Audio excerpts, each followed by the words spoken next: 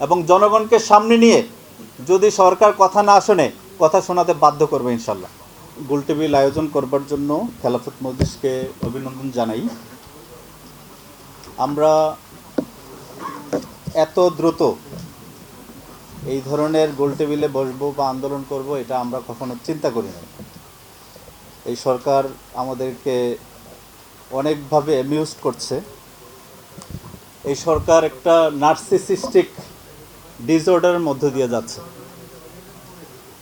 জিয়াউর রহমানের সময়ে যখন খাল খনন খুবই জরুরি ছিল বিভিন্ন কারণে, এখন অনেক বাঁধ হয়েছে, যেই জায়গায় খালগুলো খনন হচ্ছে তার কত ভাগ এখন আর জরুরি আছে সেটারও কোনো মূল্যায়ন করা হয়নি, কোনো কমিটি করা হয় নাই, কিন্তু খাল খনন চলছে এবং এটাও একটা দুর্নীতির হাতিয়ার হিসাবে পরিণত হচ্ছে বলে আমরা মনে করি। আরেকটা হলো এহসানুল হক মিলন সাহেব, মাননীয় শিক্ষামন্ত্রী, উনি এখন নকলের বিরুদ্ধে বয়ান দিচ্ছেন। এখন স্কুলগুলোতে নকল নাই। এখন যেটা সমস্যা আমাদের কারিকুলামের সমস্যা, কারিকুলাম ভালো নাই। একটা ইংলিশ মিডিয়াম কারিকুলামের ক্লাস 7-8 সমান হলো আমাদের ইন্টারমিডিয়েটের কারিকুলাম, এরকম প্রতিবেদন আমরা পাচ্ছি। অথচ উনি যখন নকলের বয়ান দেন তখন ছাত্ররা হাসে, ছাত্রীরা হাসে যে কি বলে এগুলো, কারণ তারা তো নকল চিনে না। তারা নকল জিনিসটা কি এরকম প্রশ্নও করে, ছাত্ররা, আমাদের বাচ্চারা প্রশ্ন করে নকল জিনিসটা কি, কারণ নকল তো ওরা করে নাই কোনো দিন। ওরা চিটিং বোঝে, যে একটু তাকায় দেখে এগুলো চিটিং মনে করে, আরেকজনটা দেখে একটু যদি ঘাড় ফিরায় এটা চিটিং মনে করে। নকলের সাথে পরিচিত এই জেনারেশন খুব বেশি না, সব স্কুলে নকল হয়ও না। এখন যেটা দরকার ওইটা বাদ দিয়ে আগের ওনার যে অর্জন আছে সেটা নিয়ে পড়ে আছে, আগের খাল খনন নিয়ে পড়ে আছে। আজকে 2026 সালে আমাদের কি কি সংকট আছে, এই সংকট নিয়ে সমাধান করবার জন্য রাষ্ট্রের, সরকারের কোনো পদক্ষেপ আমরা ভালোভাবে দেখছি না। এই যে সংবিধান সংস্কার নিয়ে আলোচনা হচ্ছে, পৃথিবীতে আমরা সংবিধান পড়েছি, সংবিধান পড়েই বড় হয়েছি। সালাউদ্দিন ভাই আমার ডিপার্টমেন্টের বড় ভাই, উনি সংস্কার বলতে সংবিধান দিয়ে সংস্কার করতে চায়। সংবিধান সংস্কার করা কখনোই সাংবিধানিক হবে না, এটাই হলো নীতি। একটা সংবিধান সংস্কার কখনোই সাংবিধানিক উপায়ে হবে না, এটাই হলো আইনের নীতি। এটা অবশ্যই এক্সট্রা কনস্টিটিউশনাল হবে। যদি সংবিধান মানেন, কোনো সংবিধান পৃথিবীর সংস্কার করতে পারবেন না, শুধু সংশোধন করতে পারবেন। আমাদের যে মৌলিক সংস্কার দরকার, পরিবর্তন করা দরকার, এই জন্য সব রাজনৈতিক দলগুলো ঐকমত্য কমিশনে আমরা একসাথে বসেছিলাম। এখানে যারা আছেন অনেকে আমরা একসাথে বসেছি, একসাথে আন্দোলন করেছি। খেলাফত মজলিসও সেখানে ছিল। সেখানে কিন্তু অনেক বাঁক বিতণ্ডা হয়েছে। সালাউদ্দিন ভাইয়েরা অনেক বেশি ডিসএগ্রিমেন্ট করেছে, পরে আবার এগ্রিমেন্টে আসছি, আমরা অনেক বিষয়ে একমত হয়েছি। হওয়ার পরে যে চুক্তি হয়েছে সেই চুক্তি থেকে তারা বেরিয়ে আসছে। তো মুনাফিক বলবো না আমি, কিন্তু মুনাফিকের লক্ষণ আছে। লক্ষণটা কি? ওয়াদা করলে ভঙ্গ করে, চুক্তি করলে ভঙ্গ করে, এটা কিন্তু মুনাফিকের লক্ষণ।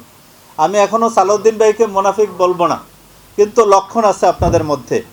আমরা আশা করব খুব তাড়াতাড়ি এই লক্ষণ থেকে বেরিয়ে আসবেন। আপনারা কিছু মানবেন আর কিছু মানবেন না। দুইটা বিষয়ে ভোট হয়েছে, একটা গণভোট হয়েছে সংস্কারের বিষয়ে, আর একটা হয়েছে ক্ষমতার বিষয়ে, কে ক্ষমতায় যাবে, কে সরকার গঠন করবে। এখন একই সাথে একটা যমজ বাচ্চা হয়েছে, দুইটা যমজ বাচ্চা হয়েছে। আপনি একটাকে স্বীকার করবেন আর একটাকে স্বীকার করবেন না। আরে ভাই, এটা কেমন কথা? হয় বাচ্চা দুইটাকে অস্বীকার করেন, আর যদি স্বীকার করতে হয় দুইটাকেই স্বীকার করতে হবে। একটাকে অধিকার দিবেন আর একটাকে অধিকার দিবে না, এটা তো হইতে পারে না। তো আলটিমেটলি এখানে আইনের কোনো সমস্যা নাই। নাইম ভাই যেটা বলেছে বাবা ছেলেকে স্বীকার করে না, দুইটা যমজ বাচ্চা স্বীকার করলে দুইটাকেই স্বীকার করতে হবে, আর স্বীকার না করলে দুইটাকেই স্বীকার করবেন না। এই যে বলেছে সংস্কার অক্ষরে অক্ষরে শব্দে শব্দে পালন করবে, এটা কেমন ধরনের কথা? আপনার জনগণের জন্য যেগুলো উপকারী, গুড গভর্নেন্সের জন্য যেটা উপকারী, রুল অফ লয়ের জন্য যেটা উপকারী, শৃঙ্খলার জন্য যেটা উপকারী, যেটা ন্যায় বিচারের জন্য উপকারী, সেই জনগণের জন্য যেটা কল্যাণকর, সেই সব বিধান আপনি সব বাতিল করে দিলেন গণভোটে। বাতিলের সাথে সাথে সংস্কারগুলো বাতিল করে দিলেন। আর যেগুলো আপনার ক্ষমতাকে কক্ষিগত করতে সুবিধা হয়, আপনার দলের জন্য সুবিধা হয়, আপনার সরকারে বসতে সুবিধা হয়, সেই যে অর্ডিন্যান্সগুলো আছে এগুলোকে শুধু বাস্তবায়ন করলেন। তাহলে আপনি একটা গ্রহণ করলেন, যেটা জনগণের জন্য দরকার সেটা গ্রহণ করলেন না, যেটা আপনার জন্য দরকার সেটা শুধু গ্রহণ করলেন। 70% মানুষ যেটাকে রায় দিয়েছে এটাকে উল্টানোর ক্ষমতা কোনো সংসদের নেই, কোনো সংবিধানের নাই। আলটিমেটলি আপনি সংসদে বসে সংসদের দেয়াল দিয়ে, বাহিনী দিয়ে, ব্যারাক দিয়ে, বাংকার দিয়ে কোনোভাবে 70% মানুষের মতামতকে আপনি অস্বীকার করে টিকে থাকতে পারবেন না। এটা বাস্তব না, এটা কখনোই হবে না। আমরা এরকম বারবার পরিবর্তন চাই না, যেটা অসাংবিধানিক উপায়ে হয়। কিন্তু আপনারা এমন এক রাস্তায় গিয়েছেন যেখান থেকে আপনি মই সরানোর পরে, একজন বলেছে মই সরানোর পরে আপনি কিন্তু আর নামতে পারবেন না, এরপর উড়াল দিতে হবে আর্মির হেলিকপ্টারে, কারণ আপনি নিজেই নিজের রাস্তা বন্ধ করে দিচ্ছেন।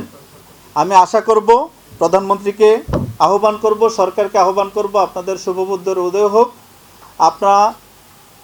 আপনারা মানবেন, জনগণ আপনাকে মানতে বাধ্য করবে।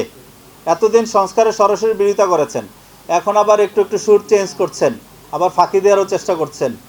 এইসব মুনাফিকে থেকে সরে আসেন, এসে পুরোপুরি জনগণের রায়কে মেনে নেন।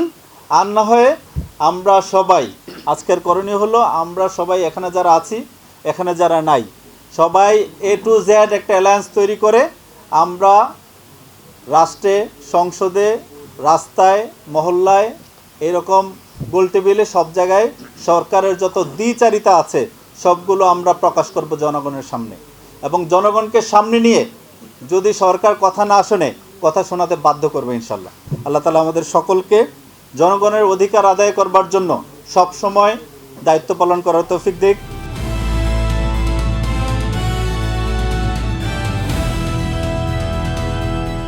দিনাজপুর টিভি, মানুষের জীবনের কথা বলে।